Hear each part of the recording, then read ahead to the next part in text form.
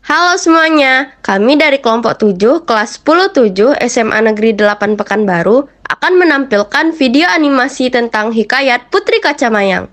Sebelumnya, izinkan kami untuk memperkenalkan diri. Saya Azhara Salmira Dwitania sebagai narator paragraf 4 sampai dengan paragraf 7. Perkenalkan, saya Kayla Maharani Devia sebagai pengisi suara Kacamayang dan narator paragraf 11 sampai dengan 12. Saya Wikan sebagai pengisi suara utusan Raja Aceh, Raja Gasib, dan Pemuda. Saya Sarah sebagai narator paragraf 1 sampai 3. Dan saya Leoni sebagai narator paragraf 8 sampai 14. Alkisah, pada zaman dahulu kala, di tepi sungai Siak berdirilah sebuah kerajaan yang bernama Gasib. Kerajaan ini sangat terkenal karena mempunyai seorang panglima yang gagah perkasa dan disegani. Panglima Gimpam namanya. Selama ini menjadi panglima kerajaan Gasib. Tiada satupun kerajaan lain yang dapat menaklukkannya. Selain itu, kerajaan Gasib juga mempunyai seorang putri yang kecantikannya sudah masyhur sampai ke berbagai negeri. Putri Kacamayang namanya. Meskipun demikian, tak seorang raja pun yang berani meminangnya. Mereka merasa segan meminang sang putri, karena Raja Gasib terkenal mempunyai panglima Gimpam yang gagah berani itu. Pada suatu hari, Raja Aceh memberanikan dirinya meminang Putri Kacamayang. Ia pun mengutus 2 orang panglimanya untuk menyampaikan maksud pinangannya kepada Raja Gasib. Sesampainya di hadapan Raja Gasib, kedua panglima itu kemudian menyampaikan maksud kedatangan mereka. Ampun Baginda, kami adalah utusan Raja Aceh. Maksud kedatangan kami adalah untuk menyampaikan pinangan raja kami. Benar Baginda. Raja kami bermaksud meminang putri Baginda, yang bernama Putri Kacamayang. Maaf, utusan putriku belum bersedia untuk menikah. Sampaikan permohonan maaf kami kepada raja kalian. Mendengar jawaban itu, kedua utusan tersebut bergegas kembali ke Aceh dengan perasaan kesal dan kecewa. Di hadapan Raja Aceh, kedua utusan itu melaporkan tentang penolakan Raja Gasib.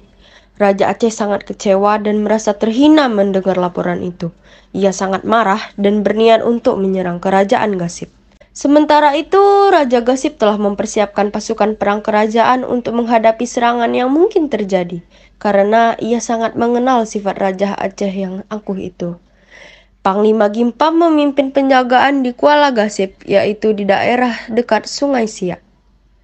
Rupanya, segala persiapan kerajaan Gasib diketahui oleh kerajaan Aceh. Melalui seorang mata-matanya, Raja Aceh mengetahui panglima yang gagah perkasa itu berada di Kuala Gasib. Oleh sebab itu, Raja Aceh dan pasukannya mencari jalan lain untuk masuk ke negeri Gasib. Maka dibujuknya seorang penduduk Gasib menjadi penunjuk jalan. Hai anak muda, apakah kamu penduduk negeri ini? Benar Tuan. Jika begitu, tunjukkan kepada kami jalan darat menuju negeri Gasib. Karena mengetahui pasukan yang dilengkapi dengan senjata itu akan menyerang negeri Gasib, pemuda itu menolak untuk menunjukkan mereka jalan menuju ke Gasib. Ia tidak ingin mengkhianati negerinya. Maaf Tuan, sebenarnya saya tidak tahu seluk-beluk negeri ini. Merasa dibohongi, pengawal Raja Aceh tiba-tiba menghajar pemuda itu hingga babak belur. Karena tidak tahan dengan siksaan yang diterimanya, pemuda itu terpaksa memberi petunjuk jalan darat menuju ke arah Gasib. Berkat petunjuk pemuda itu, maka sampailah prajurit Aceh di negeri Gasib tanpa sepengetahuan Panglima Gimpam dan anak buahnya. Pada saat prajurit Aceh memasuki negeri Gasib, mereka mulai menyerang penduduk. Raja Gasib yang sedang bercengkrama dengan keluarga istana tidak mengetahui jika musuhnya telah memporak-porandakan kampung dan penduduknya. Ketika prajurit Aceh menyerbu halaman istana, barulah Raja Gasib sadar. Namun, perintah untuk melawannya sudah terlambat. Semua pengawal yang tidak sempat mengadakan perlawanan telah tewas di ujung rencong prajurit Aceh. Dalam sekejap, istana berhasil dikuasai oleh prajurit Aceh. Raja Gasib tidak dapat berbuat apa-apa. Ia hanya bisa menyaksikan para pengawalnya tewas satu-satu dibantai oleh prajurit Aceh. Putri Kacamayang yang cantik jelita itu pun berhasil mereka bawa lari. Panglima Gimpam yang mendapat laporan bahwa istana telah dikuasai prajurit Aceh, ia bersama pasukannya segera kembali ke istana. Ia melihat mayat-mayat bergelimpangan bersimbah darah. Panglima Gimpam sangat marah dan bersumpah untuk membalas kekalahan kerajaan Gasip dan berjanji akan membawa kembali Putri Kacamayang ke istana. Pada saat itu pula Panglima Gimpam berangkat ke Aceh untuk menunaikan sumpahnya. Dengan kesaktiannya, tak berapa lama sampailah Panglima Gimpam di Aceh. Prajurit Aceh telah mempersiapkan diri menyambut kedatangannya. Mereka telah menyiapkan 2 ekor gajah yang besar untuk menghadang Panglima Gimpam di gerbang istana. Ketika Panglima Gimpam tiba di istana, ia melompat ke punggung gajah besar itu. Dengan kesaktian dan keberaniannya, dibawanya kedua gajah yang telah dijinakkan itu ke istana untuk diserahkan kepada Raja Aceh. Raja Aceh sangat terkejut dan takjub melihat keberanian dan kesaktian Panglima Gimpam menjinakkan gajah yang telah dipersiapkan untuk membunuhnya.